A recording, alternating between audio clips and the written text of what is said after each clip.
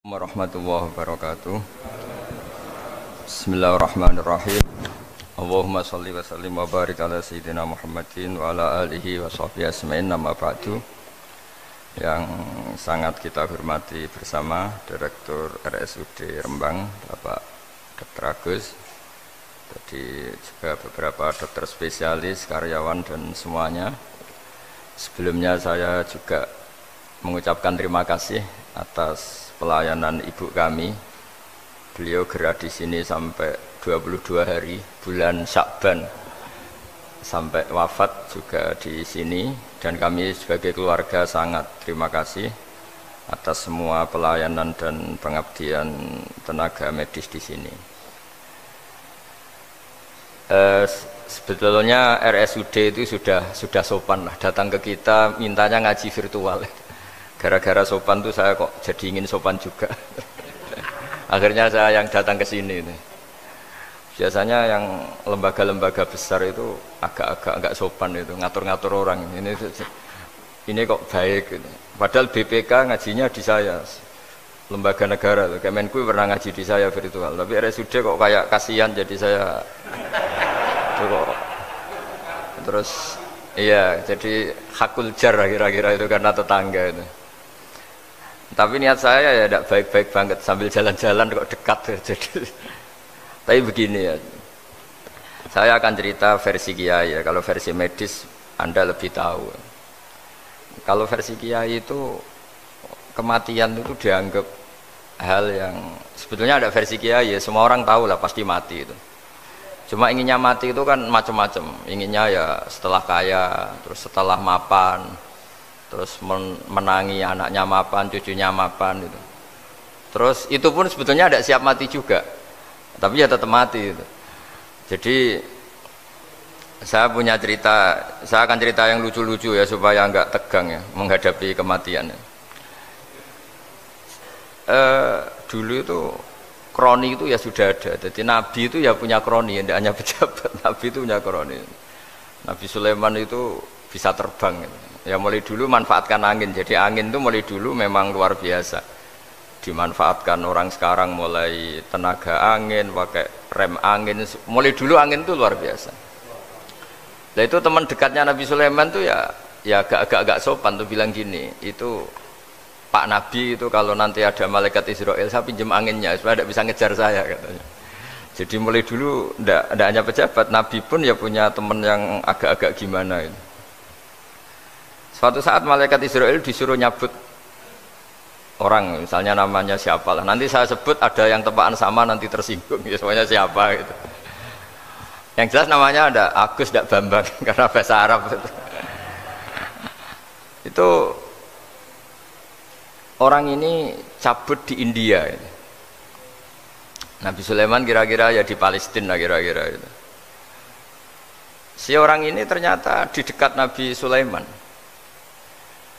Nah karena Nabi itu kan orang hebat lah, sehingga malaikat ya kadang silaturahim ke para nabi. Israel sendiri ya kadang-kadang silaturahim ke para nabi. Silaturahim yang paling enggak disukai ya silaturahimnya malaikat Israel. Datang ke Nabi Sulaiman, sebenarnya niatnya silaturahim. Ternyata ketemu orang itu, kaget malaikatnya. Waduh ini gimana ini? Kok saya disuruh nyabut di India, kok orangnya di Palestina? Nabi Sulaiman kira-kira di kawasan Palestina, di wilayah yang katanya Israel itu. Karena Palestina kita tahu kan, menurut pemerintahan Israel itu wilayah Israel, menurut Palestina pemerintahan apa? Palestina. Tapi Indonesia alhamdulillah sampai sekarang itu nggak mau atau tidak punya hubungan diplomatik dengan apa? Israel. Sehingga kita harus mengistilahkan Palestina untuk warga Indonesia. Kaget malaikat ini, katanya disuruh nyabut di India kok ada di sini. Nah si kroni ini, si orang yang itu melihat malaikat Israel, entah kenapa kok dia bisa melihat itu, mungkin punya kekuatan tertentu karena dekat Nabi. Kaget dia, malaikat melihat dia karena janggal ya, disuruh nyabut di India ke orangnya di Palestina. Si orang ini melihat malaikat juga takut, malaikat itu punya hawa yang luar biasa. Akhirnya bilang ke Nabi Sulaiman, ya Nabi Allah tolong pinjemin saya angin untuk saat ini juga saya bisa terbang ke India. Dipinjemin sama Nabi Sulaiman. Akhirnya orang itu sampai ke India. Dikira angin itu sudah segala-galanya sampai India. Terus malaikat senyum, seneng dia. Wah ini sesuai protokol karena andai kan orang itu tetap di situ, malah malaikat gak berani ngambil karena prosedurnya harus ngambil di India. Jadi andai kan dia tetap diam di situ, sebenarnya malah gak masalah karena gak sesuai apa panduannya harus karena dia terbang di India, malaikat itu nyusul ya terus diambil karena sesuai apa? Saya sesuai perintah harus memang diambil di India. Nah, kemudian saya kan memang dipesenin untuk memperkuat apa ya nakes teman-teman semuanya lah pasien. Tapi saya cerita dimulai dari yang seperti ini saya sengaja karena memang ya hidup itu seperti inilah. Pasti kita semua akan mengalami kematian. Cuma inginnya kita ya hidup itu ya sehat ya, terus kalau mati itu ya tidak punya utang karena berat nanti utang itu. Saya tidak tahu fikihnya itu. Kalau utang pribadi itu hisabnya berat, kalau utangnya lembaga itu gimana ya? Dihitung salahnya direkturnya, dihitung salah karyawan yang minta naik apa? Gaji. Saya tidak tahu kayak utangnya Indonesia itu yang disalahkan itu menterinya apa presidennya, apa yang selalu mengajukan gaji 13. Tidak tahu itu, karena di kitab tidak dibicarakan. Yang dibicarakan utang-utang apa? Pribadi ya. Kalau yang utang-utang lembaga negara itu nanti tak tanyakan malaikat auditornya ini gimana cara apa? Itu yang disalahkan menterinya, apa presidennya, apa direkturnya, apa pengajuan proposal itu. Nah singkat cerita itu kalau ngadepin kematian atau sebenarnya yang ngadepi kehidupan juga kita ini inna sholati wa nusuki wa mahyaya wa mamati lillahi rabbil alamin. Saya bicara ilmunya kiai. Misalnya si A itu sebenarnya sudah ditulis dia mati karena kecelakaan. Yang satu ditulis mati karena sepuh, karena tua itu. Yang satu mati karena tersedak, yang satu mati karena ngelindur. Mungkin yang satu mati karena tenggelam. Sehingga sebetulnya andaikan kita melihat Lauh Mahfud, kita ini ya naif. Saya berkali-kali ngaji bilang, kadang kita ini takutnya sampai angking takutnya dari motor ngelamun, gara-gara ngelamun gitu. Andaikan malaikat tuh kok suka bully, tawain gitu. Kamu catatannya kecelakaan kok yang kamu takuti apa? Covid. Tentang sejarah misalnya kita pernah hidup menanamkan kebencian sesama itu terus ke bawah. Anak cucu kita dikandani jogeman cocok wong iku musuh bapakmu, mbahmu itu. Sehingga anak cucu itu dendamnya diwariskan. Wong dendam kok dia apa? Wariskan. Termasuk utang itu. Ketika kita jabat ingin rumah sakit ini mewah, pikirannya kok isdadi, aku seleren semikir direktur berikutnya itu tidak tahu itu nanti hisabnya ke siapa. Saya ulang lagi ya. Maka dalam satu ayat dikatakan laqad kunta fi ghaflatin min hadza fakashafna anka ghita'aka fabasarukal yauma hadid. Manusia ketika di dunia itu dianggap tidur itu dengan tanda kutip itu bodoh itu tidak tahu. Fakashafna angkal ghita'aka, nanti setelah kamu mati itu pinter. Tapi ketika anda pinter sudah meninggal, sudah tidak bisa memperbaiki kesalahan-kesalahan kita. Nah kenapa kita dikatakan sekarang ini tidur? Karena kita ini sering menyaksikan sesuatu yang sebetulnya tidak ada hubungannya dengan kita, tidak ada hubungannya dengan kebutuhan kita. Misalnya kita ngelamun, berkhayal, ingin hidup kaya raya, sejahtera, jabat, orang lain anak buah semua. Ternyata itu nggak penting ketika kita di akhirat. Yang penting adalah Anda meninggal dalam keadaan menghamba kepada Allah Subhanahu wa Ta'ala. Saya berkali-kali ngaji, kalau saya berkali-kali bilang, andaikan hati kita nanti direkam Allah, nanti di akhirat sudah direkam, orientasi kita direkam nanti. Pak Agus misalnya ingin punya mobil, punya rumah mewah, punya apa, terus orientasinya gitu. Di depan Tuhan yang menyuruh kita, mensyariatkan kita, inginnya itu ya jadi hamba Allah terbaik, jadi kekasihnya Allah, jadi hamba yang bersujud, dari hamba yang bersedekah. Jadi ini kan tidak sambung. Ada cita-cita versi Allah yang dianjurkan Allah, yaitu bercita-cita jadi hamba yang soleh, yang bermanfaat, yang memanfaati orang banyak. Kemudian ini ada cita-cita yang hadzun nafsi, ingin mapan semua orang anak buah. Hal-hal seperti ini itu harus kita jaga, jangan sampai terjadi. Makanya di semua kitab pertama mendahulukan bab niat. Niat itu ya faman kana hijratu ilallah wa rasuli fa hijratuhu ilallah wa rasuli. Orang baik itu orang yang orientasinya itu menuju Allah Subhanahu wa taala. Lalu yang kurang baik adalah orang yang orientasinya itu ya harta, perempuan, pokoknya inginnya itu hal-hal yang kepentingan dirinya sendiri. Nah, lalu kenapa kita kadang tidak tahu? Ya tidak tahu itu karena tadi kita kalau tidak wiridan itu tidak punya efek samping kan. Tapi kalau kamu nggak punya uang kan terus lemes. Karena ngerti itu terus uang itu penting, wiridan tidak penting. Nah, dari kesimpulan itu sebenarnya kita menjadi bodoh. Karena menjadi bodoh ketika Anda meninggal ternyata uang ini nggak penting, wiridan ini penting. Tapi tahu kita terlambat setelah kita meninggal. Nah, di sini saya ingin mengingatkan apapun kondisi kita, yang jelas itu ingat selalu kepada Allah Subhanahu wa taala. Caranya ingat gimana? Kata Nabi, kamu bayangkan musibah yang lebih ekstrim, kamu akan tahu yang kamu alami itu ahwanu wa aisar, yang kamu alami itu ringan sekali. Ringan seringan-ringannya. Saya beri contoh ya, kalau Anda belajar, kalau dalam bahasa pondok itu falak, mungkin kalau bahasa umum itu apalah, ilmu apa. Misalnya orang ahli meteor, ahli apalah, ahli perbintangan. Ketakutannya pasti benda langit ini jatuh kemudian menimpa bumi. Nanti kalau Anda ahli geologi itu takutnya bumi ini likuifaksi karena sumber daya alamnya sudah begitu dikeruk, dimanfaatkan. Nanti yang ahli teroris atau yang ahli ekstremis itu takutnya itu ada teroris. Yang ahli sosiologi takutnya Indonesia itu chaos. Kalau chaos ya saling bunuh, saling apa. Jadi semuanya ini ketakutan ini semuanya mengarah terhadap kematian.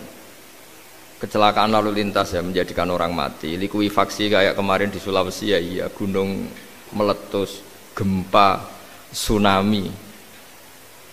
Nah, ketakutan yang menjadikan kematian sebenarnya banyak. Kalau baru tsunami aja ya orang takutnya ke tsunami. Nanti kalau ada kematian gempa ya takutnya gempa. Kalau temanya Covid ya takutnya Covid. Terus kalau ada tetangga mati karena ngelindur ya baru gue ger nak turu hati-hati nggak nak mati ngelindur. Jadi, nah masalahnya kan kita tidak tahu, nggak tahunya itu.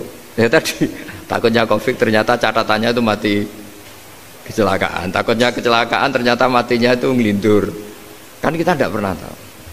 Dari tidak pernah tahu itu kemudian agama datang dengan anjuran sudahlah kamu tawakal bahwa semua urusan kamu di tangan Allah Subhanahu wa taala. Inna sholati wa nusuki wa mahyaya wa mamati lillahi rabbil alamin la syarikalah. Yes, ibadah kita, sholat kita, hidup kita, mati kita semua di tangan Allah Subhanahu wa taala. Sehingga dengan berpikir begini ini melihat Covid itu ya kayak melihat potensi kematian yang lain, kayak karena gempa, likuifaksi, kecelakaan, karena ngelindur, karena macam-macam. Kenapa saya membuat atau menyarankan ya supaya orang berpikir demikian, supaya bersyukur bahwa kita ini dihimpit, disekelilingi penyebab kematian tadi. Kalau kita ahli meteorologi mungkin takutnya itu asteroid jatuh, terus kemudian meteor jatuh yang nggak habis digesek oleh sistem alam, terus macam-macam. Yang ahli gempa juga takutnya gempa, yang ahli tsunami takutnya tsunami, yang ahli sosial takutnya Indonesia chaos, kemudian saling apa? Bunuh, saling apa dan sebagainya dan sebagainya. Nah, dengan keadaan seperti ini kita ini baik sekali. Bukan sekedar baik, baik sekali. Kita tidak mengalami chaos sosial, kita tidak mengalami likuifaksi, kita tidak mengalami benturan benda langit di bumi kita. Karena itu sekali terjadi, bukan 1-2 lagi, tapi habis seluruh Indonesia, mungkin seluruh dunia. Nah, di sini cara Allah membuat kita selalu bersyukur bahwa hal-hal itu tidak terjadi. Jadi ada sebuah ayat yang Allah selalu mengingatkan, a'amintum man fis sama ayyakhsifa bikumul ardo fa idza hiya tamur. Kamu boleh sekali-kali berpikir Bumi ini justru potensinya itu likuifaksi, potensinya itu hancur karena di bawah itu ada magma, ada apa minyak, ada macam-macam. Ini kan di bawah ini kan ngerongkong cara Jawa itu karena diambilin terus. Piro-piro diambil ya ini ya ono masih bisa dipakai. Belum sistem bumi sendiri wafil arti kita mutajawirat, bumi sendiri itu berupa lempengan-lempengan. Setiap saat itu potensinya geser, sekali geser ya jadi gempa itu. Terus belum benda langit yang potensinya juga jatuh, sekali jatuh ya habis kita. Jadi yang kita ini dikepung sekian potensi yang bisa menghancurkan kita. Tapi nyatanya mulai Nabi Adam sampai sekarang itu ada kehidupan, ada khayal. Sing Joko ya kepengen payu rabi, mungkin sing wis payu rabi ya mbah kepengen mbah roh. Macam-macam lah. Tapi yang jelas itu wong dikepung kematian kok ya khayalnya masih tinggi gitu. Lah nggak pernah ngayal ya orang yang utang ditagih itu, gak kober ngayal. Soalnya wedine tanggal kredit itu. Tapi ini saya cerita supaya orang Indonesia itu ngerti lah bahwa yang ngepung kita itu tidak hanya Covid, banyak. Makanya orang Arab itu kalau ngendikan itu wa man lam yamut bisayfi mata bi khairihi ta'addadatil asbab wal maut wahidu. Karena orang Arab itu kan dulu Arab sebelum Islam itu kan satu kabilah nyerang kabilah yang lain. Wah itu kan harus butuh orang-orang tangguh karena dulu sistem rezekinya kayak sistem Indonesia dulu lah. Kerajaan ini nyerang ini supaya satu kerajaan punya eksistensi harus mengalahkan kerajaan yang lain. Bahkan cerita-cerita itu sama lah di Indonesia di mana-mana. Nah itu pemuda-pemuda yang gagah berani itu karena punya pegangan tadi. Wa man lam yamut bisayfi toh mata biwirihi. Kalau kamu tidak mati di medan perang ya tetap aja mati juga. Sehingga mereka kendel gitu kata cerita orang dulu.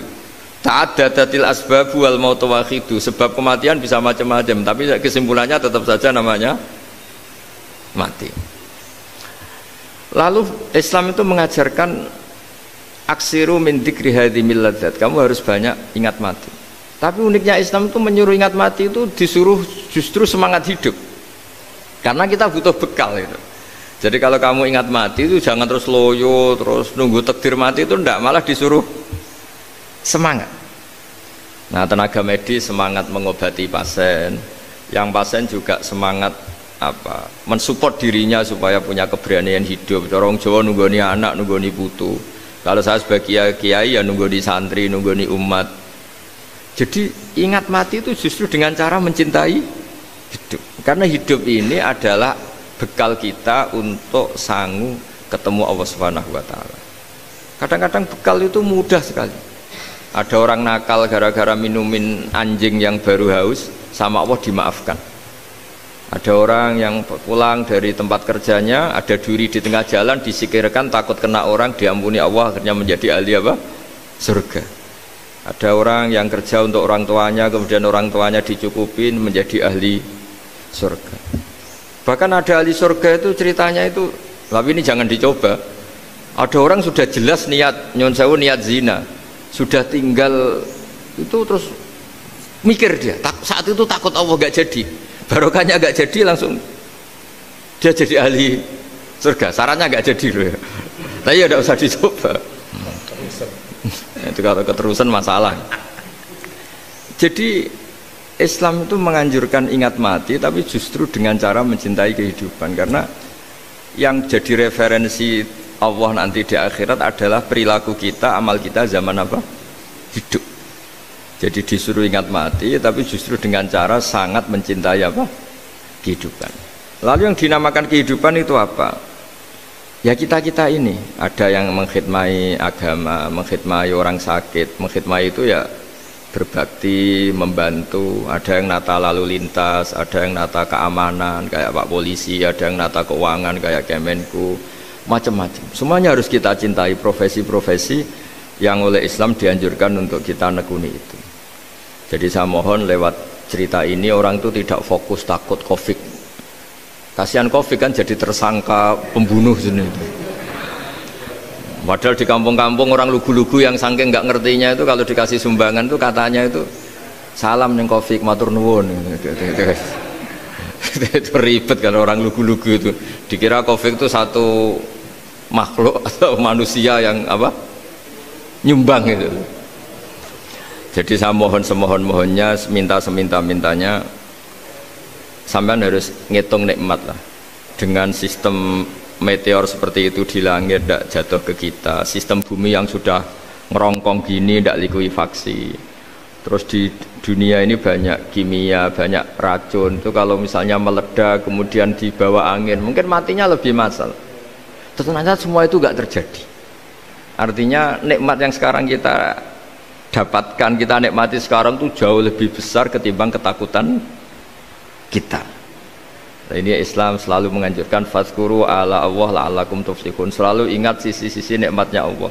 Kamu jangan hanya sisi wah kita dikepung Covid, kita punya istri judes, punya anak nggak nurut, punya atasan sadis, punya anak buah nggak loyal. Kalau gitu terus ya kamu nggak berani hidup. Yang diingat masalah terus. Itu salah, hidup seperti itu salah menurut Islam. Yang Islam menganjurkan fadzkuru ala Allah, kamu ingat sisi-sisi nikmatnya Allah, bukan sisi-sisi kita hidup itu diuji. Saya punya sekian cerita ulama-ulama yang unik, yang punya nasihat itu. Jadi ada orang kaya raya dulu temannya banyak, anak buahnya banyak. Suatu saat dia miskin terus gak ada yang berkunjung. Terus dia ngeluh, curhat ke ulama itu. Ketika saya kaya yang berkunjung banyak, ketika saya miskin kok nggak ada yang berkunjung, kurang ajar betul teman-teman saya. Terus kata kiai itu lucu kalau ada nih, ya bagus gitu dong ketika anda miskin sudah ada yang berkunjung. Loh kok bisa? Ya misalnya kamu sekarang jadi buruhnya orang, pas disuruh-suruh dibentak-bentak, terus teman kamu udah datang, malah kamu jadi tontonan toh. Mendingan nggak udah datang, jadi kamu ketika buruh orang nggak malu karena teman-teman kamu sudah tidak datang. Ya alhamdulillah kalau gitu ya. Jadi dulu satu hal yang dia dulu nganggap problem, loh ya kan, kalau kamu misalnya dulu kaya, temannya banyak, jabat, terus yang takut banyak.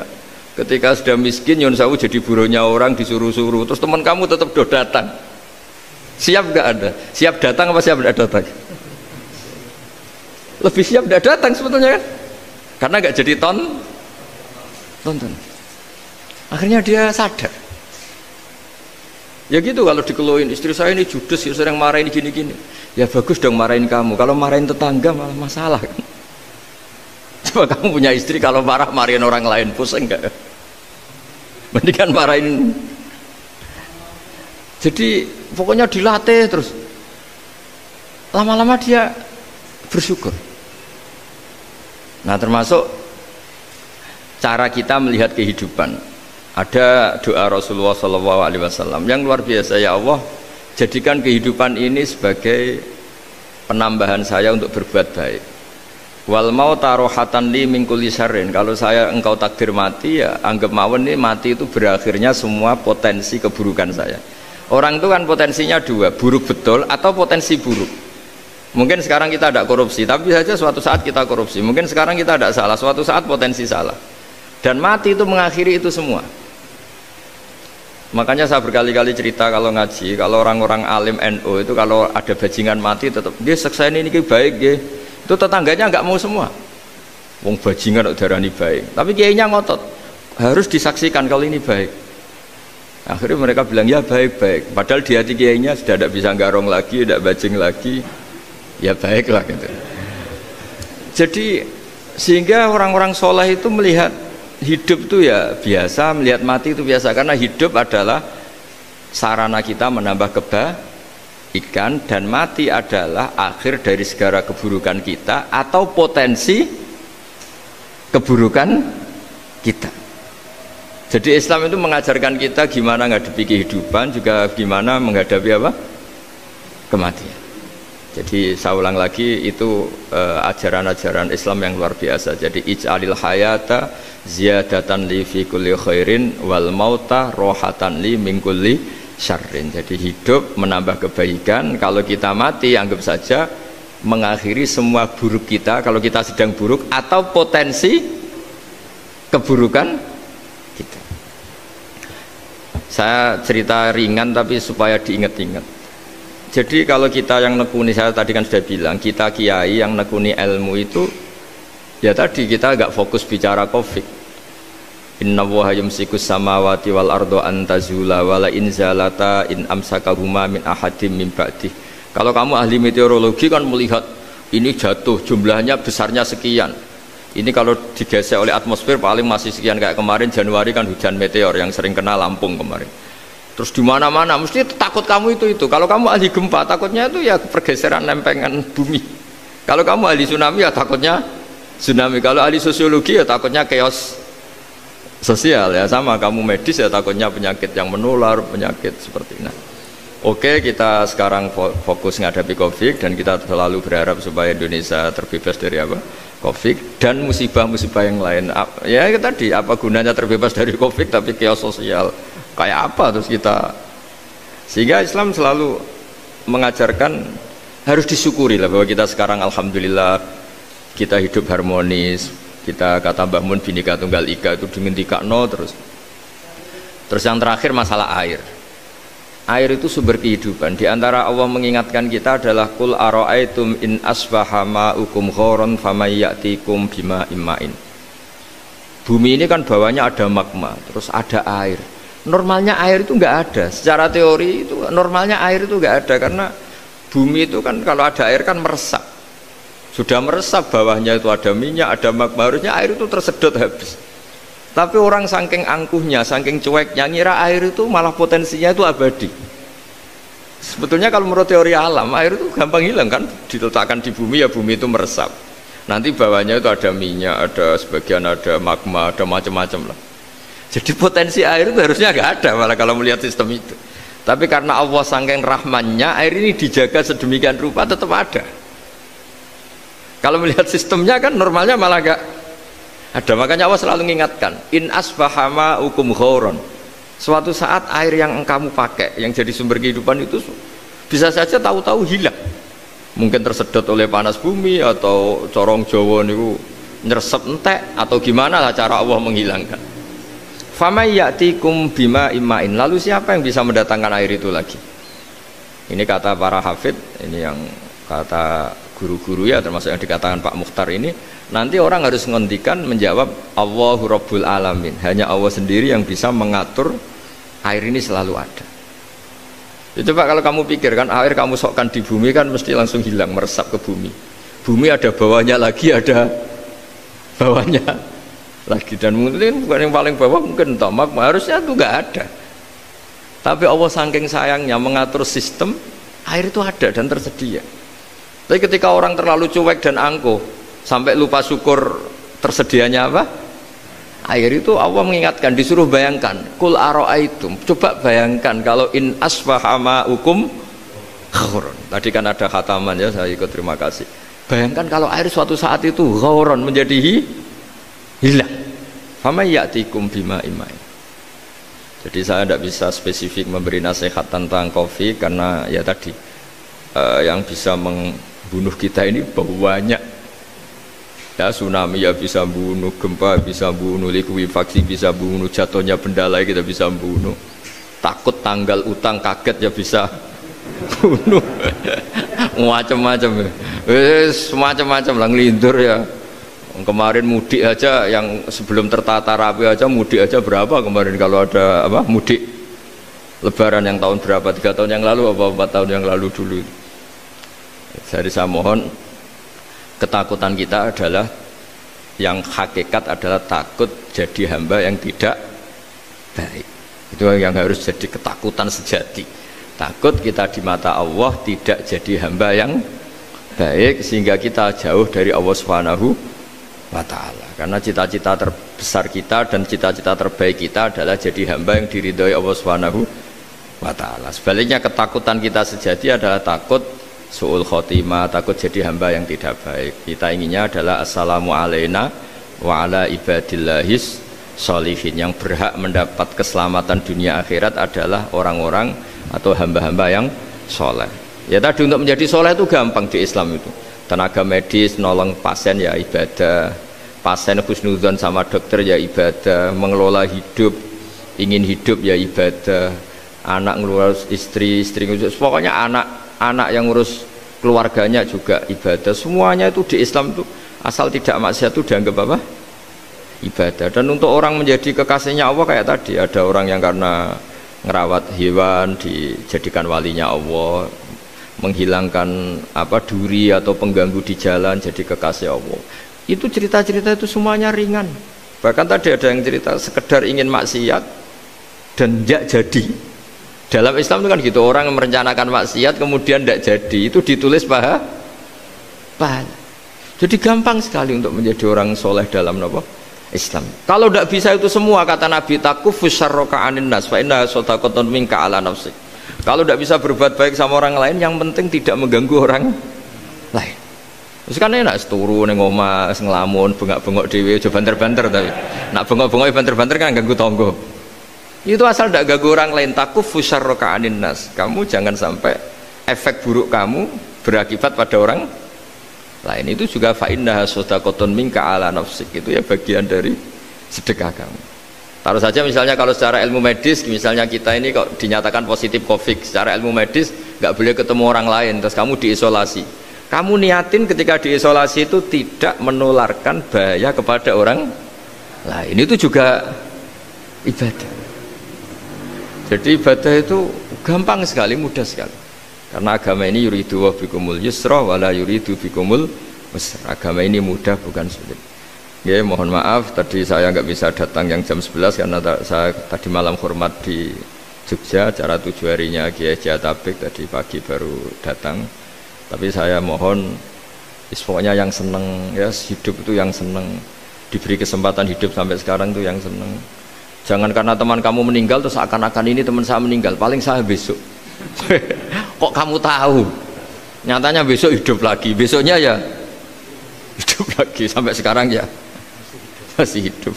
Sudahlah, mensyukuri yang ada. Jadi sudah saya mohon, syukur itu penting. La in syakartum lazidanakum. Justru dengan kita syukur itu insya Allah segalanya akan tambah baik, tambah baik. Nggih, matur nuwun, ngapunten ingkang kathah. Assalamualaikum warahmatullahi wabarakatuh.